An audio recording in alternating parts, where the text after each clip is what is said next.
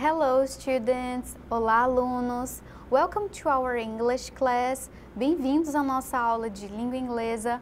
My name is Camila, meu nome é Camila, e na aula de hoje nós vamos estudar verbos modais must, should and would. Lembrando que na aula anterior nós estudamos alguns verbos modais e na aula de hoje nós vamos conhecer outros três e vocês vão observar como se dá o uso desses verbos modais, também chamados de verbos auxiliares, tudo bem? Acompanhem comigo aqui na tela. Modal verbs em inglês acompanham os verbos principais para expressar uma ideia particular. Nós temos aqui na tela alguns exemplos de como usar, por exemplo, o verbo modal must. Qual seria a tradução de must? A tradução dele é deve, e ele expressa uma obrigação, proibição ou uma dedução. Na obrigação, nós temos um exemplo. You must pay your bills. Você deve pagar as suas contas. Na proibição, por exemplo, you must not tell it to anyone. Você não deve contar isso a ninguém. Em dedução, nós temos Laura must be sick. She didn't come to school today. Laura deve estar doente. Ela não veio para a escola hoje. O segundo modal da aula de hoje é o should. A tradução é deveria. Ele expressa um conselho, uma recomendação ou uma sugestão. No conselho, nós temos um exemplo. You should listen to your mother. Você deveria ouvir sua mãe. Com a recomendação, nós temos o exemplo a seguir. He should wear a suit to the conference. Ele deveria usar um terno na conferência. E como sugestão, he should tell her he isn't going. Ele deveria avisá-la que não vai. No terceiro modal, que é would, a tradução é gostaria. Expressa um pedido ou um desejo. Como pedido, nós temos Would you help me to do my homework? Você gostaria de me ajudar a fazer meu trabalho de casa? E desejo, nós temos I would like to have a pizza. Eu gostaria de comer uma pizza. Observaram que esses são os nossos três verbos modais da aula de hoje. Vamos agora continuar observando aqui na tela. Quando usar o must? Em regra geral, podemos dizer que quando o must é utilizado em frases afirmativas ou positivas, indica a ideia de obrigação ou dedução. Já em frases negativas, a ideia indicada por must é de proibição. Nós temos aqui três exemplos para vocês observarem. She must stop smoking. Ela tem que parar de fumar. Nesse caso, ela indica que a pessoa tem uma obrigação. No segundo caso, nós temos They must help him. Eles devem ajudá-lo. Nesse caso, indica um dever ou uma obrigação. No terceiro caso, nós temos He must be sleeping. Ele deve estar dormindo. Nesse caso, é um dever, mas que também indica uma dedução. Por quê? As pessoas não têm certeza de que ele deve estar fazendo essa ação. Então, é uma dedução. Quando nós utilizamos o should, pessoal? O verbo modal should é utilizado para expressar conselho, sugestão, expectativa, probabilidade e dever. Nós temos aqui alguns exemplos para vocês observarem melhor. She should not go out late at night. Ela não deveria sair sozinha tarde da noite. Nesse caso, a frase explica, diz aqui em relação a um conselho. A segunda frase nós temos You should arrive early at the airport.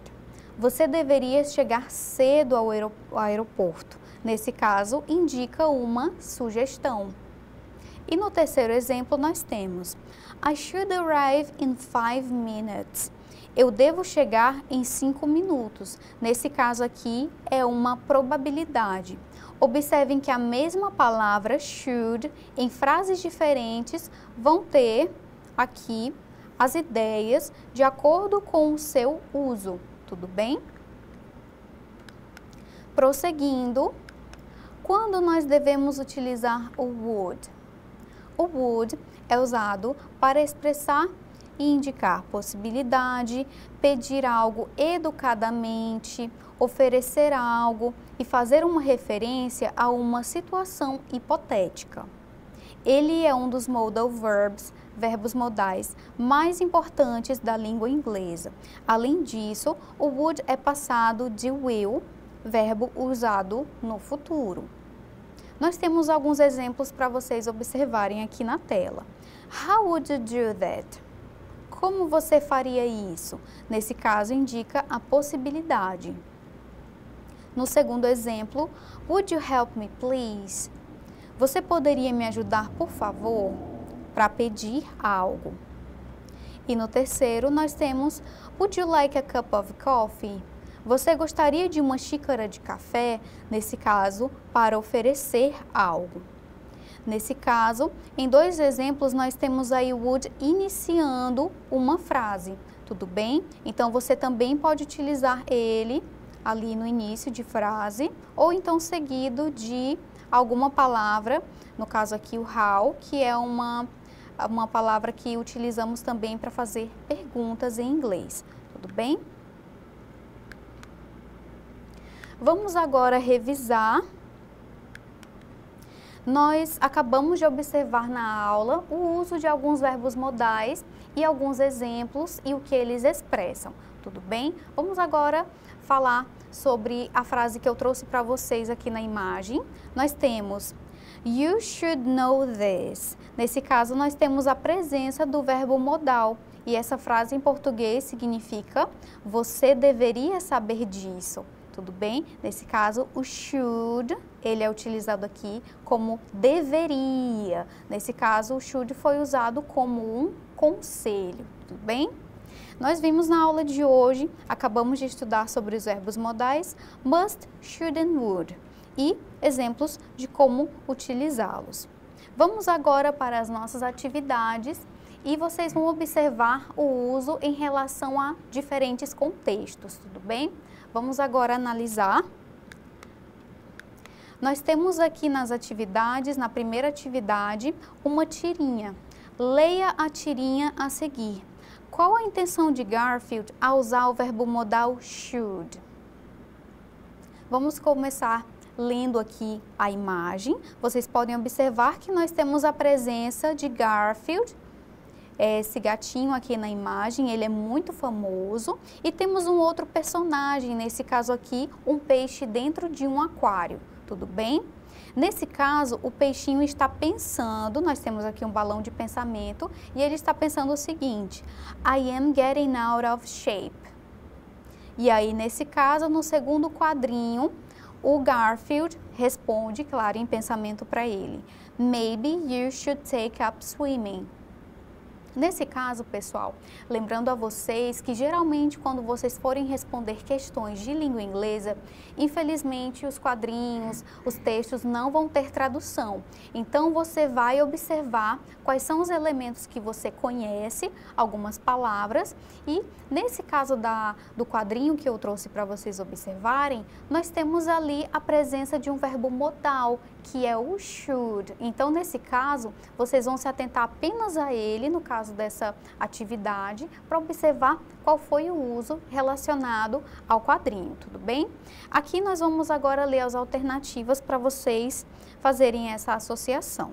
Na letra A, ele expressa um pedido, já que Garfield orienta que o peixe faça natação.